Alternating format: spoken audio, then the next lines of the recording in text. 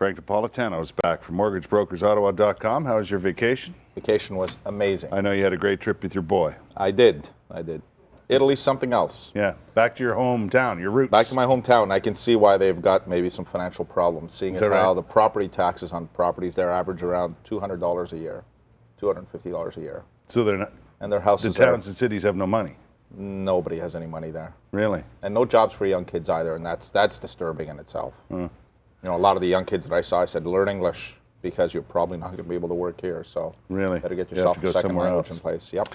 Let's talk about what's happening here right now. Give me a sense of what these home equity lines of credit things are happening. What's going on there? Yeah, rules are changing, and some of the banks are basically moving up on when the dates are supposed to be. So rules are in effect by October 31st, where the maximum line of credit you can get on your home is 65% of the value of your home.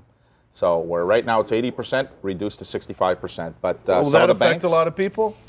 Well, there's a lot of people that have built up equities in their home, and they're looking to use that equity now to buy investment properties, and that's going to affect them because the line of credit is typically the way to do it, so that it's interest-only payments, and it's an investment, right? So you're not looking to pay off the principal on an investment property, but they're going to have to change the way that they do it, and there's a little bit more paperwork involved. You'll be able to get a mortgage, so you'll be able to finance your home on a mortgage up to 80%, but if you're doing it as a line of credit, maximum 65%.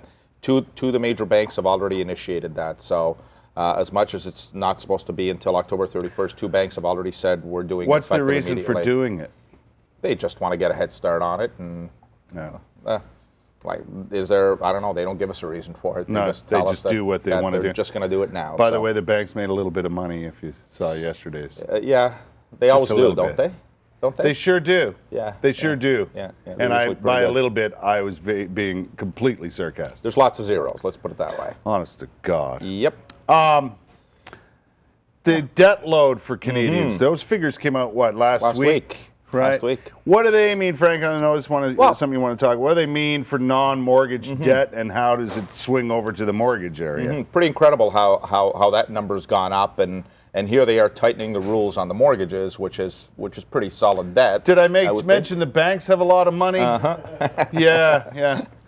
You know, car loans was one of the things that went up significantly, and you know, it's something we've talked about on previous shows where customers are able to go in there and get a car that depreciates by 20% within a week of owning that car, and yet they can finance it for 8 years, no problems, no questions asked, put no money down, even add their previous car's loan to that, and there's no issues on that. No. But yet we're being tighter and tighter on young Canadians buying a home and making it tougher for them to buy a home. Listen, so Canadians that's a little disturbing. And we've been reading these stories too. The car now is a secondary purchase. I mean, they're looking for a nice place to live, and buying a home, I think with today's young people, would rank way higher than owning a nice vehicle. You would think. Now, again, there's kids out there that would rather have a nice car and rent, and that's their choice. But you would think that a better or a more solid purchase would be a home versus a car. And changing the rules to suit that would encourage people to own homes. I would think so. Not? I would think so.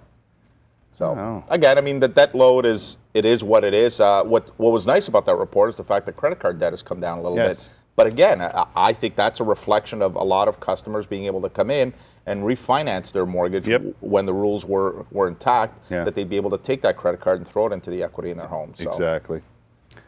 Boy, the banks sure do have a lot of money, though.